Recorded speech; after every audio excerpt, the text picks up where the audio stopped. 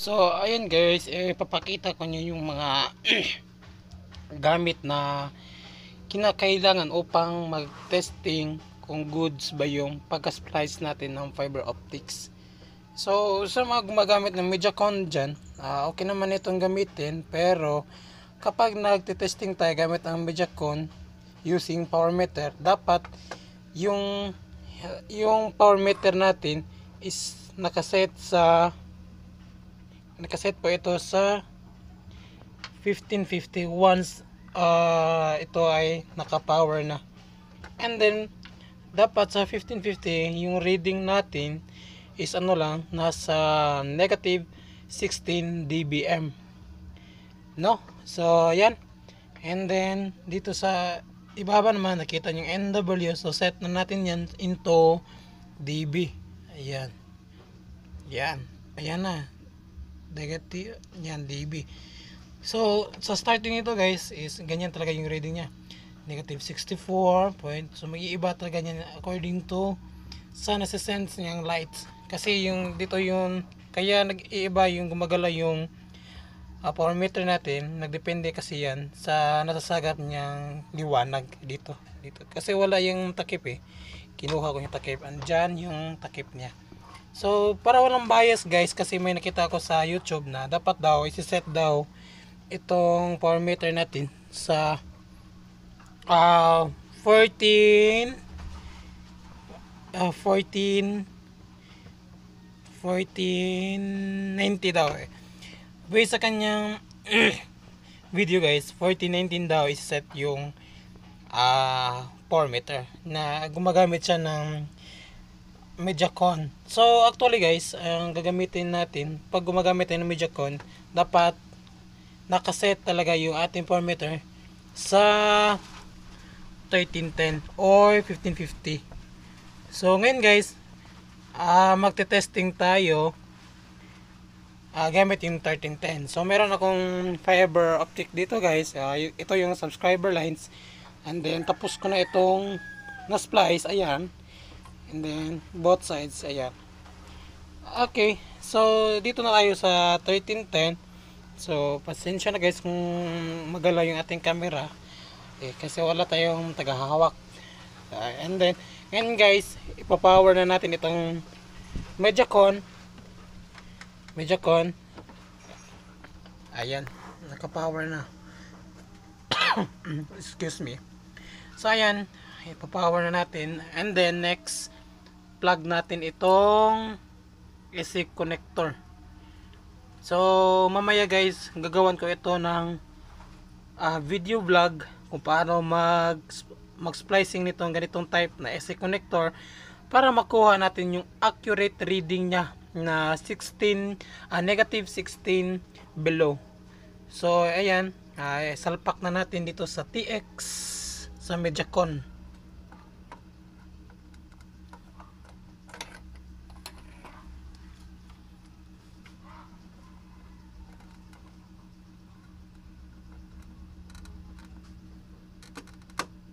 So ayan, nasalpak na natin guys. And then dito tingnan mabuti guys, nakaset ako ng 1310. Ito yung kabilang dulo ng ating AC connector. Tapos salpak natin dito sa power meter. So ayan guys, salpak na natin guys.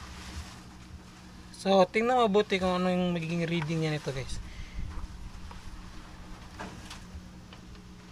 So sa 1310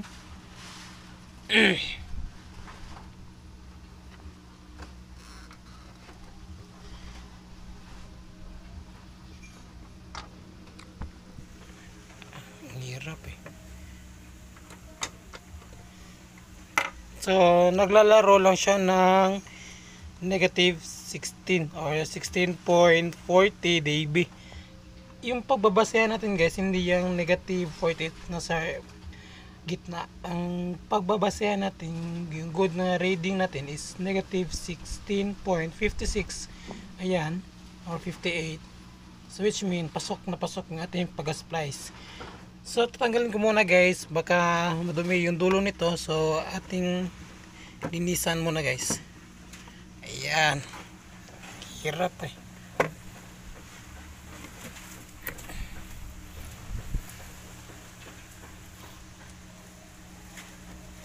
Linisan ko yung dulo niya guys, baka madumi lang yung dulo niya. So ayan. So salpak natin ulit guys. Yan, ang hirap eh.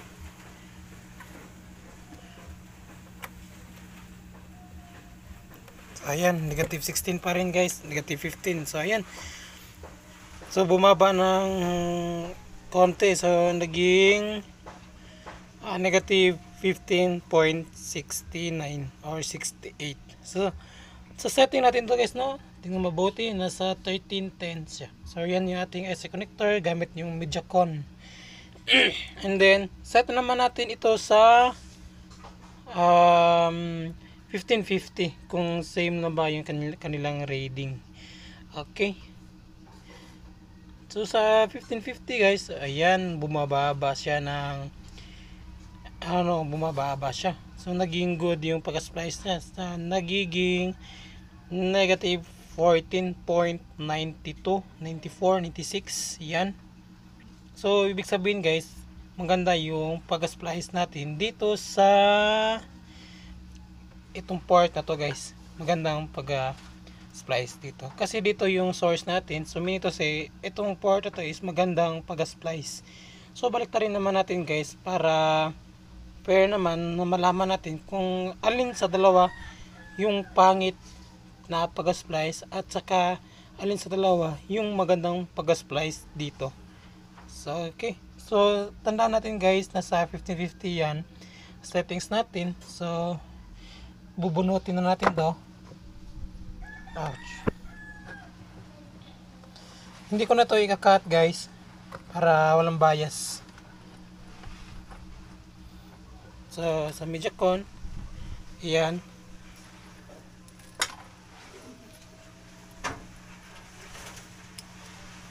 So dito guys, ito yung galing sa MediaCon natin, tapos salpak natin dito sa power meter.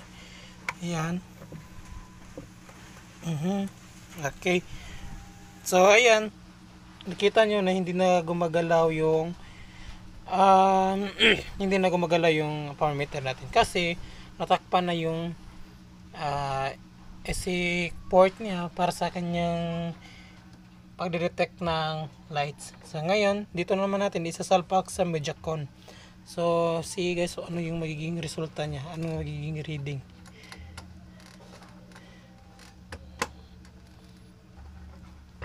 So ayan guys, yung reading niya negative 12.5 or 60. So yung setting natin guys is nasa 1550. So punta naman tayo dito sa 1310 guys. Dapat magte-testing tayo nasa 1550 at 1310 lang. So most commonly guys, dito magte-testing tayo pag ginamit natin itong MediaCon, is ang yung tamang setting natin is nasa 1550. So setting natin ito sa 1310 guys, kung ano yung magiging reading niya, dapat hindi siya tumaas. So 16, 18, 9, 1310 last. So ayan, negative 13.46 dB.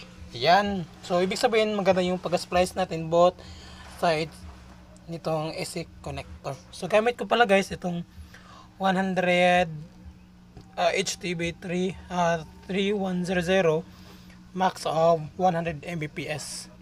So tandaan natin guys, no, sa pagte-testing is dapat nakaset lang tayo sa 1310 at 1550. Ayan, so gumaganda pa yan guys. So ayan lang muna yung video natin guys. So sa next part ng ating video, tuturuan ko kayo kung paano mag-splice ng fiber optics gamit itong single core na fiber. Tapos papakita ko sa inyo kung ano yung measurement dapat kailangan para makuha natin yung tamang pag-splice. So disclaimer na po guys, so hindi lahat ng pag-splice natin ng fiber lalong-lalo na sa single fiber optic is pag nagte-testing tayo gamit yung laser light, pag tumagos na yung laser light, hindi ibig sabihin na goods na yung ating pag-splice. So so hindi baling tumatagos yung ating laser light, mas mabuti na rin natin i-format at i-testing natin kung good ba yung ating pag-splice. So ayun lang muna yung ating video guys. So salamat sa panood at thanks God everyday.